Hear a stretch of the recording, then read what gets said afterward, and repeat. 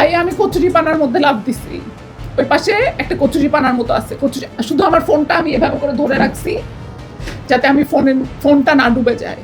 কচুরিপানার মধ্যে লাফ দিয়ে ওই দিক থেকে ঘুরে ঘুরে যে একতলা থেকে, ওনার অফিসটা একতলা থেকে আমি কচুরিপানায় লাফ দিছি।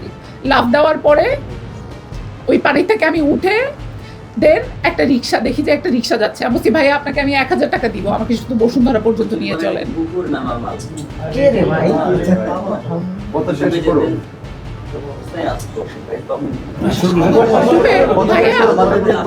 ডুবে গেলে না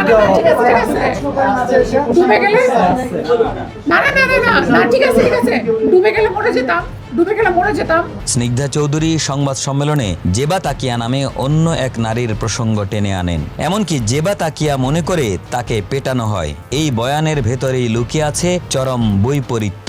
একজন ব্যবসায়ী সম্পূর্ণ অপরিচিত একজন অভিনেত্রীকে চিনতে ভুল করে অন্য নারী ভেবে নির্যাতন করবেন, এমন দাবি অত্যন্ত হাস্যকর। তরে তো আমি ওই ভাষায় কথা বলতে পারি না, আমি চেষ্টা করতেছি। বলে তরে তো আমি 3 মাস ধরে 6 মাস ধরে খুঁজতেছি। আমি বললাম যে মানে সরি এক্সকিউজ মি। বলে তরে তো আমি 6 মাস ধরে খুঁজতেছি, ধরেন আমি এটা তরে তো আমি 6 মাস ধরে খুঁজতেছি। আমি তখন ইমনের দিকে তাকাইলাম, ইমন মাথা নিচু করে আছে। আমাকে বলে তুই আমার থেকে 7 লাখ টাকার পর্দা কিনা নাস নাই? আমি বললাম যে 7 লাখ টাকার পর্দা কিনে নিব? আমার বলে তুই মিরপুর থাকস না? তখন গেছে আমার মাথা ঘুরে। আমি তো বুঝে গেছি যে কাহিনী অন্য।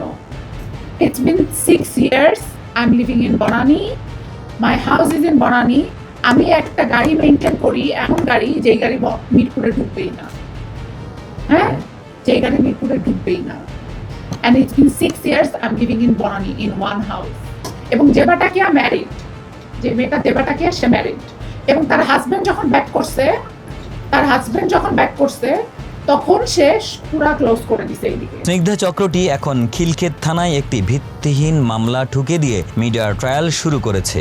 একজন প্রতিষ্ঠিত প্রবীণ ব্যবসায়ীকে আসামির কাঠগড়ায় দাঁড় করানো এবং বাংলার অ্যাপেস্টেন জাতীয় উদ্দেশ্য প্রণোদিত শব্দ ব্যবহার করা মূলত সম্মানহানি করে অর্থ আদায়ের এক অপকৌশল মাত্র। মিডিয়ার সামনে আসা এই সব সাজানো রূপকথা ডিজিটাল অপপ্রচারের পেছনে আসল সত্যটি একেবারেই স্পষ্ট। এটি একটি ঠান্ডা মাথার ব্ল্যাকমেইলিং জালিয়াতির চেষ্টা। অবশেষে স্নিগ্ধার কথা থেকেই প্রশ্ন উঠে এসেছে। জোর করে গরম কফি মুখে ঢেলে দেওয়া হলো, কিন্তু কথা বলতে কোনো সমস্যা হলো না। এমনকি সংবাদ সম্মেলনে মুখে কোনো দাগ পর্যন্ত দেখা গেল না। মিরপুরে আপনার গাড়ি ঢুকবে না। এত দামি গাড়ি এবং এত বড় গাড়ির টাকার উৎসটা কোথায়?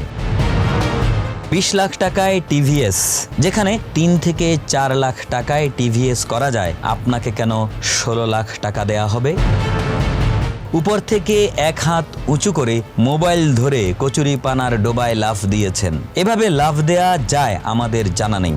তাছাড়া তিনি কিভাবে বুঝলেন যেখানে লাফ দিচ্ছেন সেখানে তার কিছু হবে না? তার পায়ে আঘাত তো দূরে থাক, একটা আঁচড়ও লাগবে না।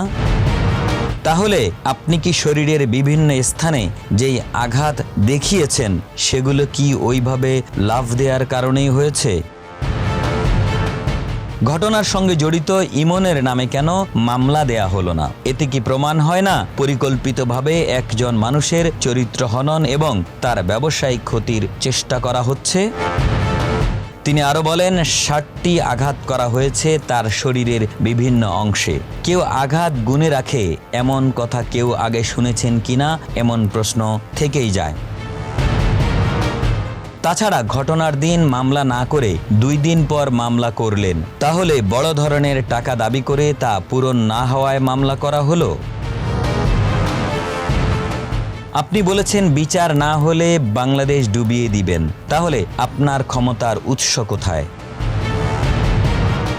কথিত মডেল স্নিগ্ধা দাবি করছেন আপনি বাংলাদেশের 1 নাম্বার মডেল ও অভিনেত্রী। আশা করি এমন প্রশ্নের জবাব শোবিজ পাড়া ও দর্শকরাই আপনার কাছ থেকে নিবে।